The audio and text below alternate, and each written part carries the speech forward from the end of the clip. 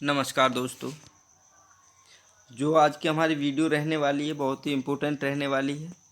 और हरियाणा ने जिन वैकेंसियों का काफ़ी दिनों से HCS एस्पिरेंट इंतज़ार कर रहे थे, आखिरकार हरियाणा सरकार ने निकाल दी हैं। एडवर्टाइजमेंट इनकी दे दी है। तो जो एडवर्टाइजमेंट दे दिए तो वो सारी मैंने सरकारी नोटिफिकेशन एज HPSC के द्वारा जो नोटिफिकेशन है उसके बेस पे मैं ये सब आपको बताना चाहूँगा।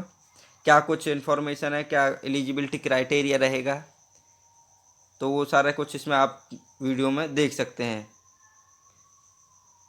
तो वीडियो में चलने से पहले मैं कहना चाहूँगा, अगर वीडियो अच्छी लगती है तो ज़्यादा से ज़्यादा शेयर करें ताकि लोगों को ज़्यादा से ज़्यादा इन्फॉर्मेशन इस बारे में मिल सके। तो जो नोटिस जारी किया है हरियाणा पब्लिक सर्विस कमीशन के द्वारा किया गया है और पंचकूला से है। तो जो इम्पोर्टेंट डेट रहने वाली हैं, इसमें इम्पोर्टेंट डेट जो रहने वाली हैं वो देख लेते हैं कि कौन कौन सी डेट हमारे लिए इम्पोर्टेंट रहने वाली है फॉरम के हिसाब से। तो जो इम्पोर्टेंट डेट रहने वाली है, date of publication. Date of publication क्या रहेगी? डेट ऑफ पब्लिकेशन रही है 26/2/2021 को पब्लिकेशन हुआ है। और डेट ऑफ सबमिशन जो स्टार्ट होगी एप्लीकेशन ऑनलाइन,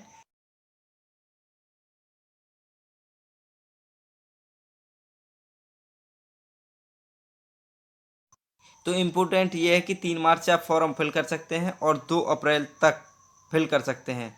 आगे पढ़ते हैं, आगे क्या दिया हुआ है। आगे है candidate to ensure their eligibility for. Candidate को इंश्योर होना चाहिए their eligibility for the examination. तो एग्जामिनेशन जो देने के लिए क्या क्या क्राइटेरिया है, क्या उनकी क्वालिफिकेशन रखी है, इस चीज़ के बारे में कैंडिडेट को इंश्योर होना चाहिए कि वो एलिजिबल है या नहीं है। The candidate apply for the examination should ensure that they fulfil all eligibility condition for admission to the examination. Their admission to all the stages of examination will be purely provisional subject to satisfying the prescribed eligibility condition. तो इसमें क्या कहा गया है कि आपको purely provisional period के लिए लगाया जाएगा। अगर कोई भी गवर्नमेंट जॉब जो भी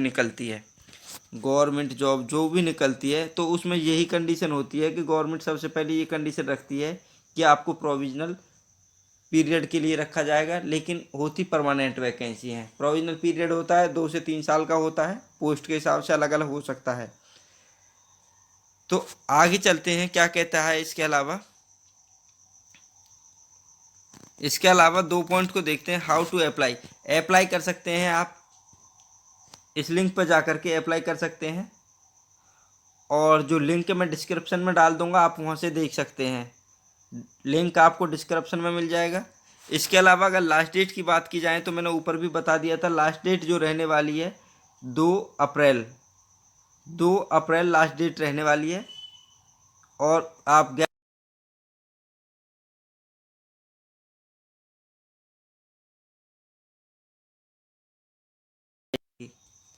ये भी मैं लिंक डाल दूंगा। इंपोर्टेंट जो भी इससे लिंक होने वाले हैं वो सारे आपको डिस्क्रिप्शन में मिल जाएंगे। अब देख लेते हैं, फैसिलिटेशन काउंटर है और इसमें बताया गया है कि किस किस कैटेगरी के लिए कितनी कितनी पोस्टें रखी गई हैं। तो जो पोस्टें रखी गई हैं वो HCS के लिए अगर बात की जाए, जनरल कैंडिडेट या अनरिजर्व कैटेगरी के लिए तो 29 पोस्टें रहेंगी। 29 पोस्ट रहने वाली हैं अनरिजर्व कैंडिडेट के लिए या जनरल कैटेगरी के लिए। SC की बात करें तो 8 वैकेंसी रहेंगी। BCA के लिए 4 रहेंगी HCS में, BCB के लिए 3 और EWS इकोनॉमिक वीकर सेक्शन के लिए रहेंगी 4। तो टोटल वैकेंसी जो HCS के लिए रहेंगी वो कितनी रहने वाली हैं? 48 रहने वाली हैं। 48 में भी ESM के लिए रखी गई हैं, एलिजिबल स्पोर्ट्स पर्सन के लिए 2 वैकेंसी रखी गई हैं। ESP के लिए भी 2 रखी गई हैं।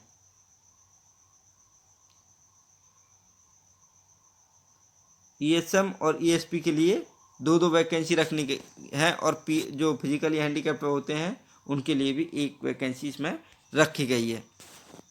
आगे बढ़ते हैं। डीएसपी के लिए बात करें, अगर डीएसपी के लिए क्या क्या रखा गया है। डीएसपी के लिए 4 रहेंगी जनरल में, एससी के लिए 1 रहेगी, बीसीबी के लिए 1 रहेगी, बीसीए के लिए 1 रहेगी। अगर टोटल नंबर ऑफ वैकेंसी की बात की जाए तो 7 वैकेंसी इसमें रहने वाली हैं। ETO excise and taxation officer होते हैं, इसमें आपको टोटल वैकेंसी रहने वाली हैं 14। जनरल के लिए 7, एससी के लिए 2 और एक रहेंगी बीसीए और बीसी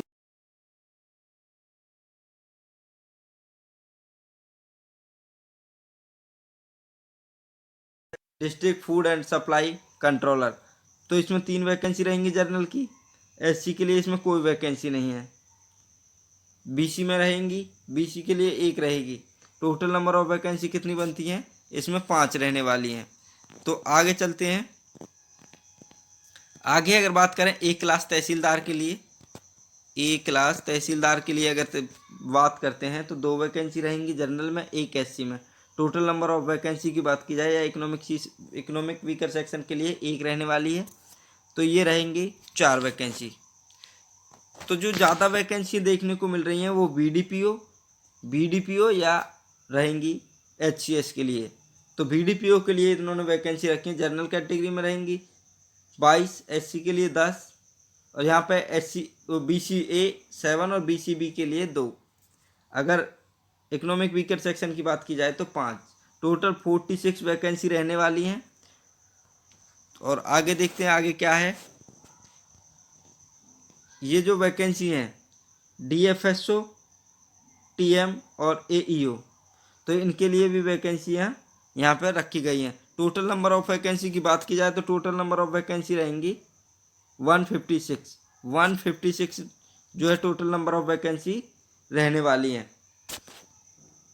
आगे क्या क्या इनके लिए क्या क्या रखा गया है वो देख लेते हैं। ये आपकी फुल फॉर्म रहेंगी, अगर किसी को समझ नहीं आती, जैसे एचसीएस के लिए Haryana civil services executive branch के लिए है, DSP deputy superintendent of police रहेगा, ETO excise and taxation officer रहेगा और DFSC district food and supply controller रहेगा।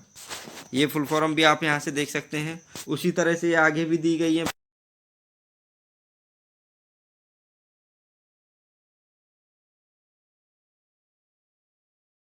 असिस्टेंट रजिस्ट्रार कॉरपोरेटिव सोसाइटी रहेगा, एईटीओ रहेगा, assistant excise and taxation officer रहेगा। बीडीपीओ की बात की जाए तो block development and panchayat officer रहेगा। टीएम की बात की जाए तो ट्रैफिक मैनेजर रहेगा। डीएफएसओ के लिए रहेगा district food and supply officer रहेगा और एईओ असिस्टेंट एम्प्लॉयमेंट ऑफिसर। और यहाँ पर जो भी कैटेगरी है उन कैटेगरी के लिए फुल फॉर्म दी गई है, ये भी आप देख सकते हो। अगर बात की जाए तो post of HCS executive branch or group A, जो पोस्ट हैं एचसीएस की वो ग्रुप ए के लिए हैं और बाकी जो पोस्ट रहेंगी वो ग्रुप बी के लिए रहेंगी। Allied services or group B. The post reserve PW candidate के लिए रखी गई हैं और जो शर्तें हैं वो शर्तें पीडब्ल्यू के लिए यहाँ पर रखी गई हैं। ब्लाइंडनेस होना चाहिए, लो विजन होना चाहिए, डीफ होना चाहिए, हार्ड ऑफ हियरिंग होना चाहिए। और जो हो सकता है यहाँ पर ये कंडीशन और रखी है, तो ये भी आप देख सकते हो अगर आप इनमें एलिजिबल हो तो। आगे बात करें, अगर सर्विस से संबंधित कोई भी रूल रेगुलेशन आप देखना चाहते हो, अमेंडमेंट वगैरह देखना चाहते हो, तो ये लिंक दिया गया है और इस लिंक को मैं डिस्क्रिप्शन बॉक्स में डाल दूंगा, वहाँ से आप देख सकते हो।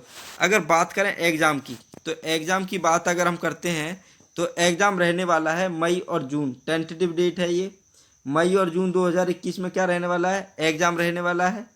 और जो मेन एग्ज़ाम की बात की जाए, प्रीलिम्स कब रहेगा, मई और जून 2021, और मेन की बात की जाए तो अगस्त 2021 रहने वाला है, अगस्त 2021 रहने वाला है। वाइवा आगे अनाउंस कर दी जाएगी,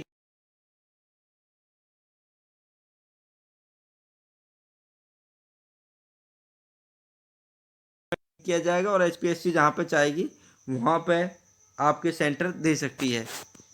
plan of examination HCS executive branch के लिए है। Other allied service examination will consist of 3 successive stage, 3 स्टेजों में रहेंगे।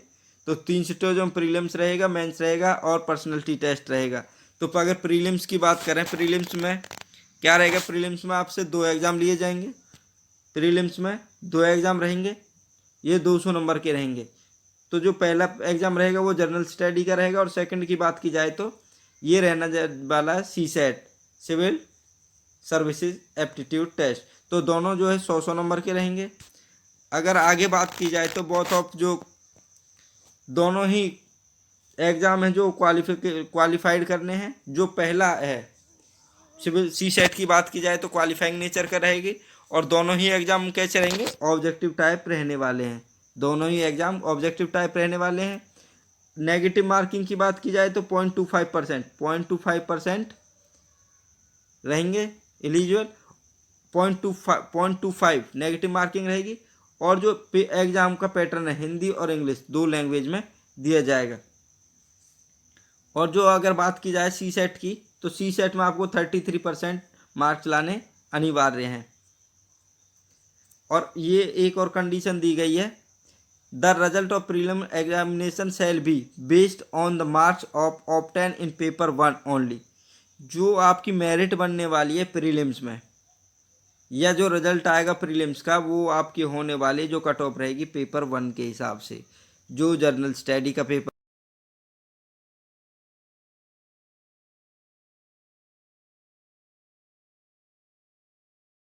होंगे, ये नोट कर लेना।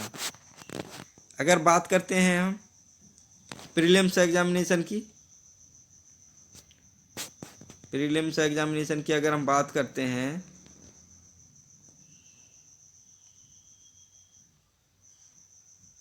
तो ये रहने वाला, the prelims examination is only for short listing of category wise candidate on the basis of marks obtain by them in the subject of general study paper only, provide that the candidate has scored 33% marks in civil services aptitude test paper second, the marks obtain in prelim examination will not be considered toward final selection. जो final selection है वो prelims के exam, उसमें prelims examination के जो marks है उसमें consist नहीं किए जाएंगे, और जो सेकंड पेपर होने वाला सी सेट वो भी इसमें इंक्लूड नहीं है। बात की जाए तो कितने कैंडिडेट आप प्रीलिम्स में पास करेंगे, तो ये रहने वाला है 12 गुना कैंडिडेट, 12 टाइम रहने वाला है विद नंबर ऑफ वैकेंसी का। आगे बात करते हैं, the candidate who are declare by the commissioner to have qualified for the admission to main examination will have to submit second. अगर कोई भी कैंडिडेट जो प्रीलिम्स को क्लियर करता है और आगे जाएगा क्वालिफाई करके मेन एग्जामिनेशन के लिए, तो उसे ये डॉक्यूमेंट ऑनलाइन सबमिट कराने होंगे। बर्थ और कैटेगरी सर्टिफिकेट, बर्थ सर्टिफिकेट की बात की जाए, कैटेगरी सर्टिफिकेट कैटेगरी में ये हो सकते हैं 20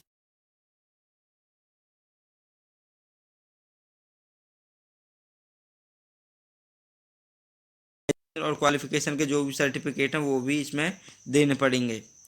अब बात करते हैं मेन एग्जामिनेशन की। मेन एग्जामिनेशन में क्या रहने वाला है, मेन एग्जामिनेशन की अगर बात करें, एक बार इसे देख लेते हैं। The syllabus for the prelims examination, prelims के लिए बात की गई है किसकी, सिलेबस की, और ये लिंक दिया है जहाँ से आप प्रीलिम्स का डिटेल एग्जामिनेशन सिलेबस ले सकते हैं। तो बात की जाए आगे बी की, बी में क्या रहेगा, मेन एग्जामिनेशन प्रीलिम्स के लिए, तो ये लिंक हो गया, आप सिलेबस डाउनलोड कर सकते हैं, यहाँ से अवेलेबल रहेगा। अब उसमें 4 एग्ज़ाम आपके होने वाले हैं। नंबर 1 तो इंग्लिश का रहेगा, इंग्लिश ऐसे टाइप ऐसे आएगा इंग्लिश का, और दूसरा रहने वाला है हिंदी का, देवनागरी लिपि में होगा, और तीसरा होने वाला जनरल स्टडीज़ का। और अगर 4th एग्ज़ाम की बात की जाए तो 1 ऑप्शनल सब्जेक्ट रहने वाला है, जो कि नीचे लिस्ट दी गई है, और लिस्ट में आपको 29 सब्जेक्ट दिए गए हैं। जैसे कि आप देख सकते हैं लिस्ट, एग्रीकल्चर है, एनिमल हस्बेंड्री है, वेटनरी है, एंथ्रोपोलॉजी है, बॉटनी है, केमिस्ट्री है। यहाँ से आप देख सकते हैं आपके लायक जो भी सब्जेक्ट है नीचे देखो पॉलिटिकल साइंस है, इंटरनेशनल रिलेशंस है, साइकोलॉजी है एंड पब्लिक एडमिन है। तो 24 तो ये हो जाते हैं। यहाँ पे जूलॉजी तक 29 सब्जेक्ट आप देख पा रहे हो, 29 सब्जेक्ट हो गए हैं। आगे और अगर चलें तो आगे क्या दिया गया है, ये तो 29 सब्जेक्ट की बात की गई है। यहाँ पे जो कोड दिए गए हैं एग्जाम को, 29 सब्जेक्ट को उनको दे रखे हैं कोड। इंग्लिश के लिए आपका कोड 30 रहने वाला है, हिंदी के लिए 31।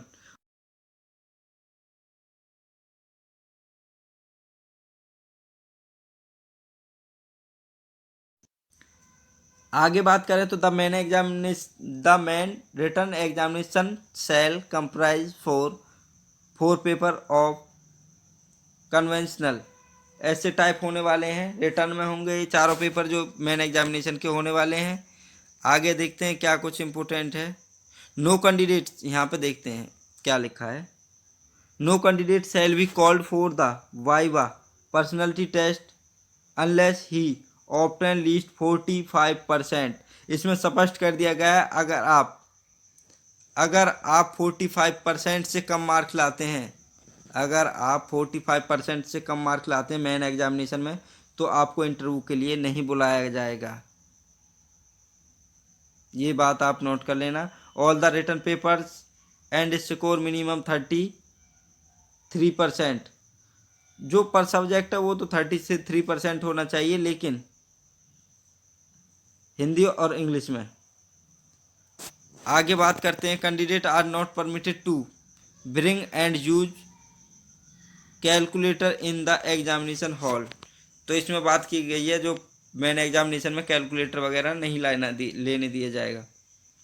आगे बात करें the syllabus of the main examination, point number 8 को अगर आप देखते हैं तो the syllabus of main examination is available on the site. ये साइट दी गई है जो मैं डिस्क्रिप्शन में डाल दूंगा, वहाँ से आप लिंक शेयर कर सकते हैं। आगे पर्सनैलिटी टेस्ट की बात की जाए तो 75 मार्क्स का रहेगा पर्सनैलिटी टेस्ट। आगे बढ़ते हैं। आगे एलिजिबिलिटी क्या रहने वाली है। अगर नेशनलिटी की बात की जाए, एलिजिबिलिटी पॉइंट नंबर 11 को देखें। एलिजिबिलिटी क्या रहने वाली है, अगर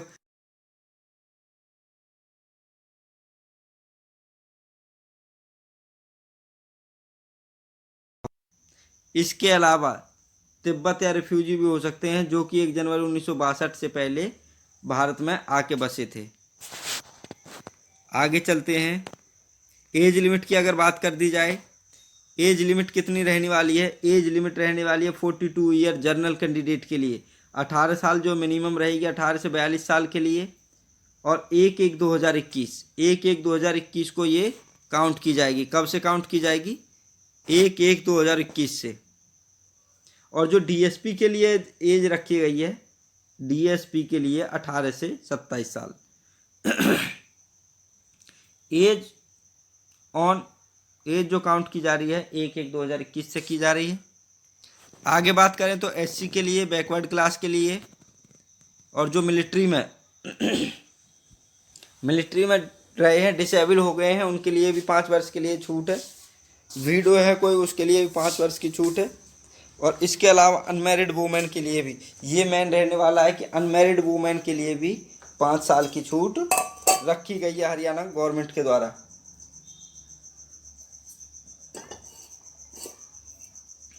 एक सर्विसमैन की अगर बात करते हैं, to the extent of his military service added by 3 years provided.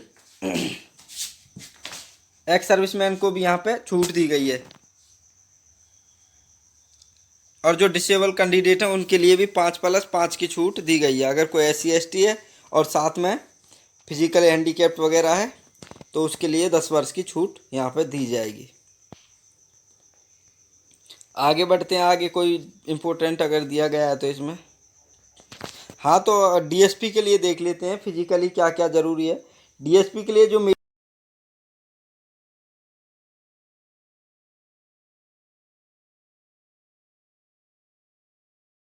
Inch होनी चाहिए, या सेंटीमीटर में बात की जाए तो 83.82 सेंटीमीटर मांगी गई है। 1.5 इंच का फुलाव मांगा गया है ये चेस्ट में। अगर फीमेल की बात की जाए तो 5'2" तो हाइट रहेगी लेडीज़ों के लिए। चेस्ट जो माप है वो इसमें नहीं है, सभी एलिजिबल माने जाएंगे। SC ST और हरियाणा के जो SC ST वगैरह हैं उनको इसमें छूट दी जाएगी मेजरमेंट में। ये भी आप देख सकते हैं छूट क्या है। एज पर Haryana public service rule the chest expanded 1.5 centimetre, यानी कि 3.21 सेंटीमीटर मैंडेटरी है चेस्ट को फुलाना, ये उसके लिए है।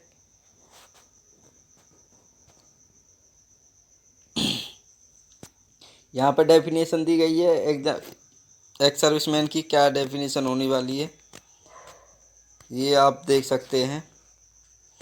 स्पोर्ट्स पर्सन के लिए, स्पोर्ट्स पर्सन के लिए स्पेशल कहा गया है, क्या कहा गया है ये देख लो आप। स्पोर्ट्स पर्सन के लिए the candidate belonging to ESP candidate of Haryana category of Haryana are required to attach sports gradation certificate, sports gradation certificate मांगा है, और जो कि किसके द्वारा होना चाहिए, इश्यू होना चाहिए sports and youth affairs department Haryana के द्वारा।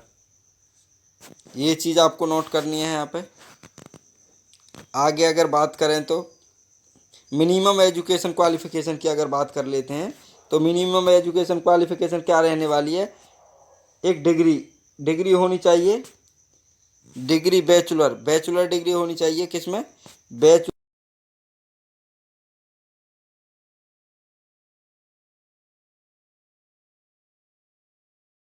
पहले कंप्लीट होना चाहिए, पास आउट। आगे बढ़ते हैं, आगे कुछ कोई इंपॉर्टेंट चीज़ अगर दी गई है। एप्लीकेशन फ़ी की बात कर लेते हैं तो एप्लीकेशन फ़ी जो जनरल कैंडिडेट के लिए रहने वाली है वो 1000 रुपये रहेगी, या तो जनरल कैंडिडेट हो मेल, या फिर मेम जो ऑल रिजर्व कैटेगरी है अदर स्टेट की, उनके लिए भी 1000 फीस रहने वाली है। अगर महिलाओं की बात करें या SC कैंडिडेट की अगर बात करते हैं हम, तो फीस कितनी रहने वाली है, 250 रुपये रहने वाली है, महिला और SC candidate, SC BC BCB। अगर कोई डिसेबल है तो उसके लिए कोई फीस नहीं रखी गई है, ये अच्छी बात है।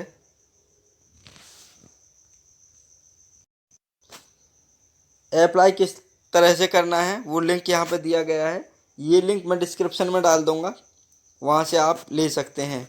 आगे देखते हैं अगर कोई इम्पोर्टेंट चीज़ है तो, अगर कोई भी एक्स सर्विसमैन फॉर्म भरना चाहता है, जो कोई गवर्नमेंट एम्प्लॉई है, उसके लिए ज़रूरी है कि वो NOC सर्टिफिकेट यहाँ पे लगाए। आगे चलते हैं, आगे क्या है, ये PWD के लिए